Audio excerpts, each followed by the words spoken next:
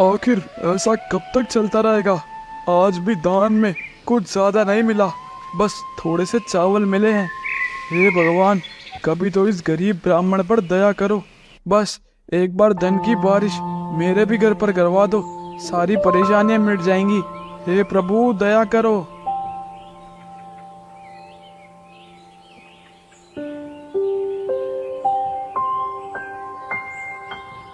यह लो, कुछ चावल दान में मिले हैं, उसे रख लो। आज दान दक्षिणा में बस इतना ही मिला है। बुरा ना मानो तो मैं आपको एक सलाह देती हूँ। बताओ पंडिताइन, क्या कहना चाहती हो?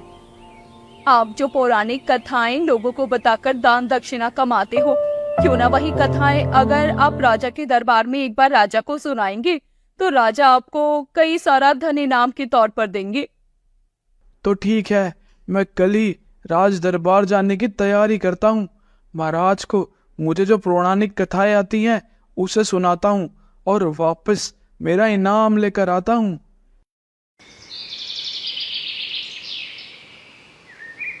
अगली सुबह मुरारी पंडित नगर की ओर राजा को पौराणिक कथाएं सुनाने चला गया।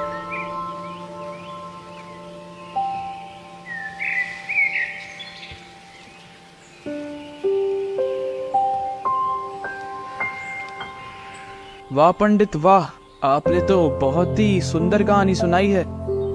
मैं सुनकर बहुत ही प्रसन्न हो गया। पर अभी अभी जो आपने मनुष्य और उसके किए कर्म और उसे मिलने वाले फल के बारे में जो भी कहा बताया, वह जरा फिर से सुनाओ। ठीक है महाराज, मैं एक बार फिर से सुनाता हूँ।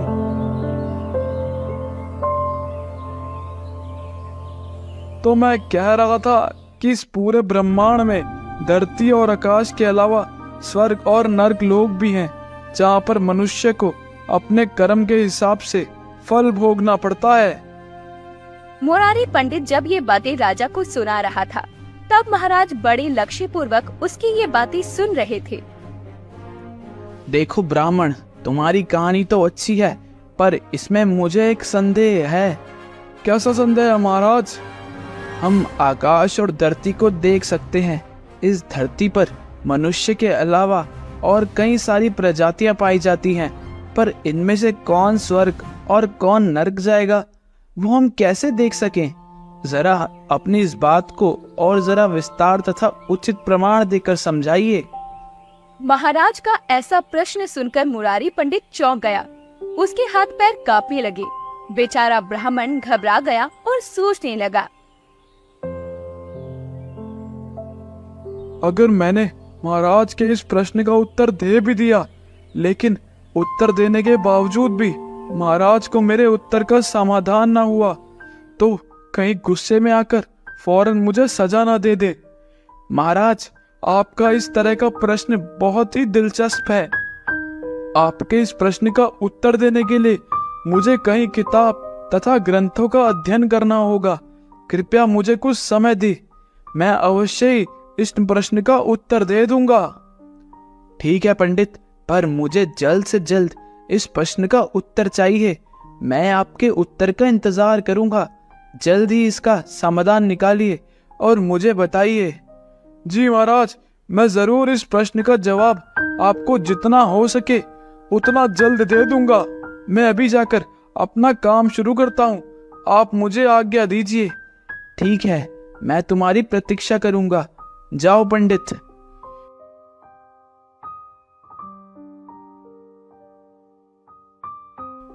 हे भगवान, पहले से ही क्या मुसीबत कम थी जो इस मुसीबत में फंस गया।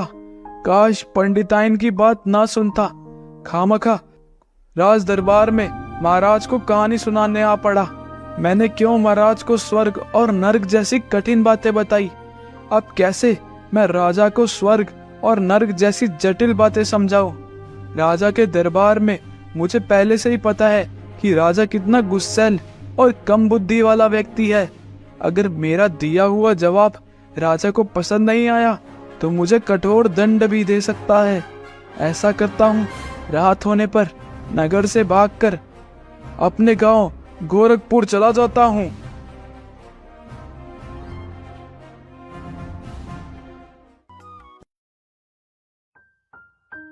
ऐसे ही एक सप्ताह बीत गया। मंत्री जी, मैंने मुरारी पंडित को एक प्रश्न पूछा था, उसका उत्तर उन्हें देना था। कहाँ पर है वो? बुलाओ उन्हें।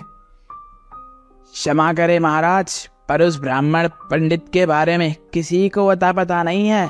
पता नहीं उसका क्या हुआ, कोई नहीं जानता कि वो कहाँ पर है महाराज। ओ, तो क्या लगता है मंत्री जी तुम्हें, कहीं मेरा प्रश्न सुनकर मुरारी पंडित भाग तो नहीं गया? महाराज, आपने ब्राह्मण को जो प्रश्न पूछे हैं वो इतने सरल भी नहीं थे। अच्छा, लेकिन मंत्री जी, प्रश्न कैसा भी हो, मेरे प्रश्न का उत्तर मुझे चाहिए ही चाहिए। मेरा प्रश्न अब मन में एक संशय बनकर रहा है। तुम ऐसा करो, मेरे इस प्रश्न के बारे में पूरे राज्य में प्रचार करवाओ। कह दो, जो भी मेरे इस प्रश्न का उत्तर देगा उसे बहुत बड़ा इनाम दिया जाएगा। ये संदेश पूरी जनता में फैला दो। ठीक है महाराज, मैं अभी तुरंत यह काम करवाता हूँ। अगले ही दिन से राजा के मन में जो संदेह आया था, उसके लिए पूरे राज्य में प्रचार शुरू करवा दिया। देखते ही देखते सारे राज्यों में राजा के प्रश्न की चर्चा शुरू हो गई। कुछ लोगों ने अपनी अपनी तरफ से अनुमान लगाया और राजा के प्रश्न का उत्तर देने का प्रयास किया, लेकिन एक ने भी राजा को संतोषजनक उत्तर नहीं दिया। जब से मुरारी पंडित राज दरबार से आया था, वो बहुत घबराया हुआ था। ब्राह्मण का एक पुत्र था जिसका नाम रमन था। रमन बहुत ही आलसी तथा शरारती था। पूरा दिन वो अपने मित्रों के साथ घूमता फिरता और हर वक्त पंडिताइन के पास पैसे मांगता। माँ, मैं अपने मित्रों के साथ बाहर जा रहा हूँ, मुझे अभी के अभी रुपयों की जरूरत है, जल्दी से मुझे रुपये दे दो। तुम हर वक्त मुझसे पैसे मांगते रहते हो। तुम्हारे पिताश्री जितना कमाते हैं उसी से मुझे घर चलाना पड़ता है। तुम्हारे मित्रों के साथ पूरा दिन तुम आवारागर्दी करते हो, कुछ काम धंधा क्यों नहीं करते? तुम्हारे जैसा पुत्र होना मानो खोटा सिक्का हो। माँ, तुम ही बताओ तो मैं क्या करूँ? अभी के लिए तुम यहीं खड़े रहो, मैं दान दक्षिणा में मिली हुई कुछ चावल पीसती हूँ और तुम्हारे लिए खाने को कुछ बना कर लाती हूँ। माँ, और कितना समय लगेगा? जल्दी से खाने के लिए कुछ दे दो, मुझे मेरे मित्रों के साथ तालाब किनारे घूमने जाना है। तुम कहीं नहीं जाओगे, बस थोड़ी देर में मैं तुरंत ही तुम्हें नाश्ता बनाकर दे देती हूँ। तब तक तुम यहीं रहकर मेरी मदद करोगे। अच्छा ये बताओ, तुमने राजा के प्रश्न के बारे में किसी से कुछ सुना है? राजा के सामने एक प्रश्न ने बहुत बड़ी समस्या खड़ी की है। राजा का प्रश्न? कौन सा प्रश्न? क्या समस्या है महाराजा को? मैंने तो सोचा था कि सारी समस्याएं हम जैसे गरीब लोगों को ही होती है। भला राजा को क्या समस्या हो सकती है? तुम्हारे पिता राजा के प्रश्न के बारे में सबसे अच्छी तरह से जानते हैं, क्योंकि राजा के इस समस्या का कारण भी तुम्हारे पिता ही तो हैं। वो जब आएंगे तो उन्हीं से पूछो, वो तुम्हें बताएंगे।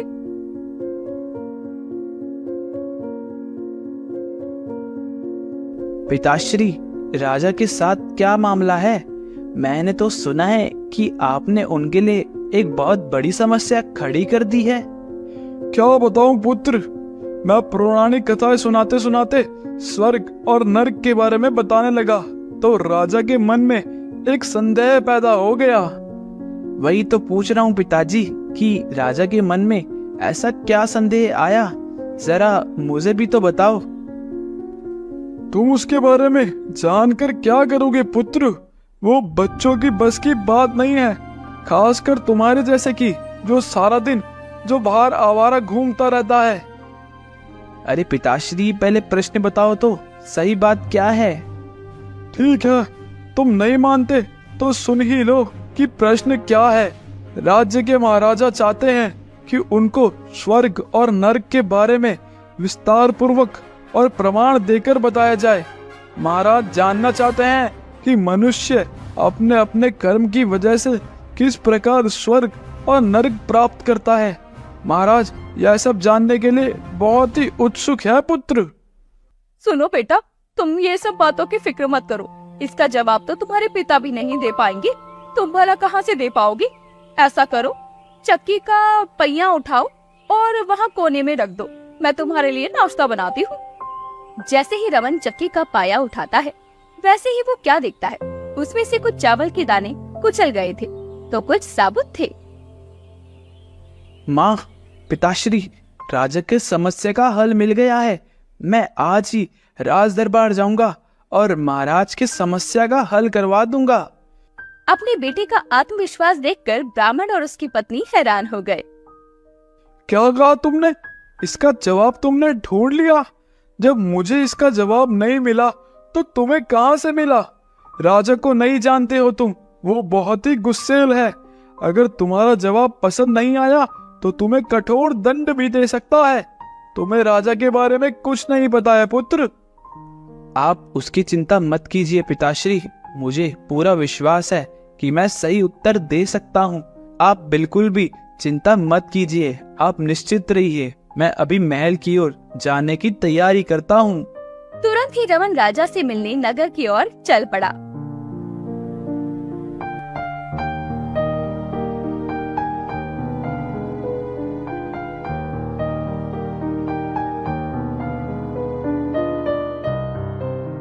मैं महाराज से मिलना चाहता हूँ। महाराज से? लेकिन किस वजह से? तुम महाराज से क्यों मिलना चाहते हो?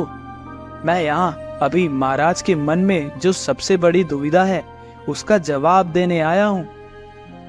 युवक, तुमने अपनी शक्ल देखी है आईने में? महाराज तुम जैसे बालक से कभी नहीं मिलेंगे। चले जाओ यहाँ से। मेरी उम्र और शक्ल पे मत जाओ, मैं कोई ऐरा गैरा नहीं हूँ।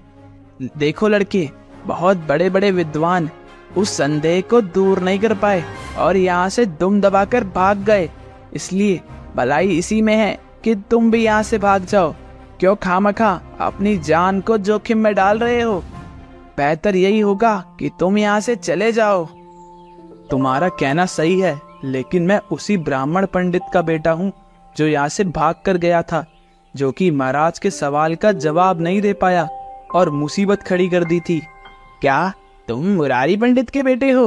हाँ, मैं उसी मुरारी पंडित का बेटा हूँ। अगर मैं महाराज से नहीं मिल सकता तो कोई बात नहीं, आप मुझे एक बार मंत्री जी से मिलवा दीजिए, मैं उन्हें उस सवाल का जवाब समझा देता हूँ। ठीक है, मिलवा देते हैं तुम्हें मंत्री जी से।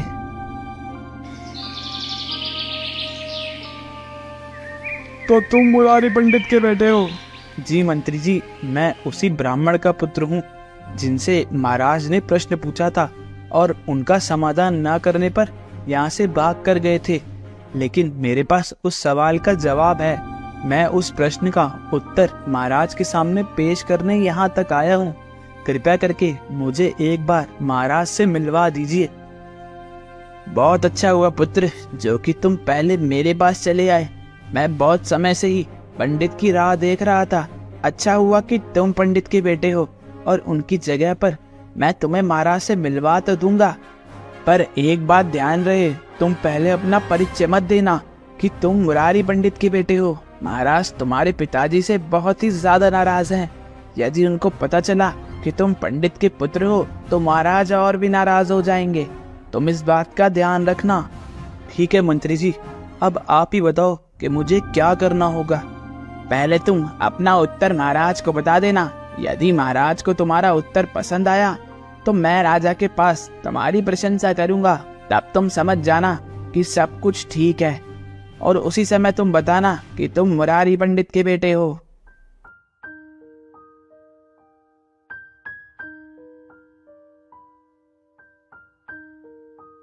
महाराज की जय हो। आपकी समस्या का उत्तर देने के लिए यह युवक आया है। क्या कहा? सच में इस युवक के पास मेरे प्रश्न का उत्तर है? यह तो कोई साधारण सा दिखने वाला बालक है, इसके पास इतने बड़े प्रश्न का उत्तर कैसे हो सकता है? युवक, क्या सच में तुम्हारे पास इस प्रश्न का उत्तर है? जी महाराज, मेरे पास आपकी समस्या का समाधान है। मैं आपको अपने उत्तर से पूरी तरह संतुष्ट करवा दूंगा। मैं न केवल अपने शब्दों से बल्कि कुछ प्रयोग करके प्रमाण के साथ आपके प्रश्न का उत्तर दूंगा। तुम्हें देखकर तो मुझे कुछ और ही लगा था, परंतु तुम जिस हौसले के साथ मेरे सामने खड़े हो और बात कर रहे हो उससे मैं बहुत प्रभावित हुआ हूँ। बताओ मेरे प्रश्न का उत्तर क्या है? उसके लिए महाराज मुझे 2 वस्तुओं की आवश्यकता है। बताओ युवक, तुम्हें क्या चाहिए? मैं अभी इसी वक्त उन चीजों का इंतजाम करवाता हूँ। महाराज आप मुझे एक चक्की और कुछ चावल दिलवा दीजिए। इन 2 वस्तुओं की मदद से मैं आपके प्रश्न का उत्तर दे पाऊंगा। मंत्री जी, इन 2 वस्तुओं को यहाँ पर लेकर आ जाओ। ठीक है महाराज, मैं अभी इन 2 वस्तुओं का इंतजाम करवाता हूँ। कुछ ही समय में मंत्री ने चक्की और चावल का इंतजाम करवा दिया। सारा दरबार ये जानने के लिए उत्सुक था कि किस प्रकार चक्की की मदद से ही युवक राजा के प्रश्न का उत्तर दिखाएगा। कुछ ही देर में चक्की चलाने के बाद रमन ने कहा, इसे देखिए महाराज, आपने पूछा था कि धरती और आसमान में रहने वाले जीव अपने कर्म से कैसे स्वर्ग और नर्क पहुंच जाते हैं। क्या आपका यही प्रश्न था ना?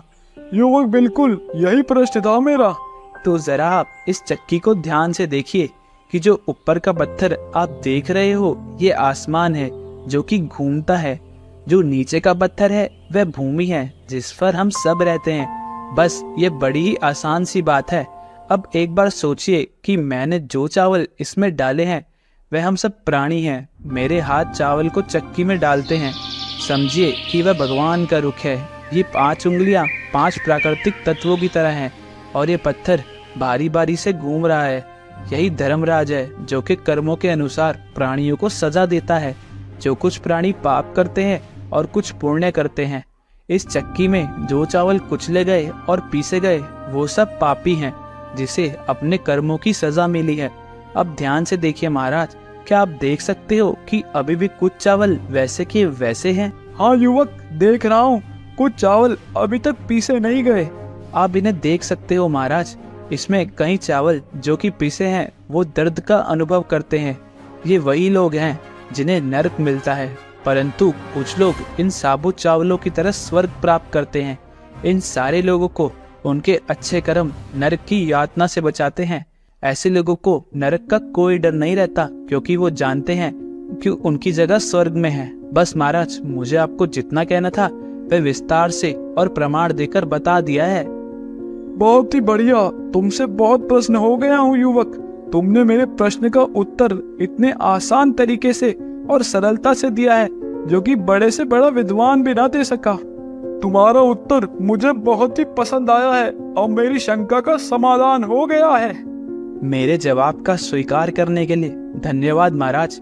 मैं आपको मेरा परिचय देना चाहता हूँ। मैं उसी ब्राह्मण पंडित का बेटा हूँ जिन्होंने आपके मन में शंका डाल दी थी। मेरा नाम रमन है। क्या तुम मुरारी पंडित के बेटे हो? हाँ महाराज, मैं उसी समस्या का समाधान करने के लिए आया था जो कि मेरे पिताजी के द्वारा खड़ी कर दी गई थी। क्या बात है युवक, मैं बहुत ही प्रश्न हो गया ये जानकर कि तुम पंडित के बेटे हो। मुझे तुम्हारा जवाब बहुत ही पसंद आया। मंत्री जी, इस युवक को पुरस्कार के रूप में धन और कीमती वस्त्र दे दिए जाएं। साथ ही साथ इस युवक का उचित सम्मान भी किया जाए।